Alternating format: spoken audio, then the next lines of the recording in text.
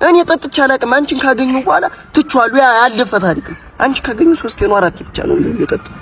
ትቼዋለሁ። በቃ ስላንቺ ነው ሁሌ የማስበው። ስንቴ ነው የምታስበው? ሁሌ ስላንቺ ነው የማስበው። እሺ እንደዛ ከሆነ እኔ እናንተ የተገናኘንበት ቀን መቼ ነው? እኔ እናንቺ የተገናኘንበት ቀን ያን ቀንማ እንዴት እረሳዋለሁ? ዓርብ ነበረ በ12 እና ብርቄም ወርቄም የጠላ ቀናቸው ነበር። ሁለቱም የጠላ ምልክት አውጥተው ነበርና ሁለቱም ጠላቸው ደግሞ ቦምብ ነው። ከየትኛው ሊድ በጣም ተወዛግፉ ተጨናንቄ ምናምን መንገድ ላይ እየሄድኩ ሳለ አይደል አንቺን የጠላ ቂጣ በተመሰል ቆንጆ ልጅ አገኘሁ። አሁን ራሱ ከጠላ ሱጣም እንደ ወጥቼ አንቺን ውበት እያደነኩ ከዛ ቀረብኩሽ። ውስጥሽ እንዳለሚቱ አረቄ ልጽት ያለኝ ነው ነበር።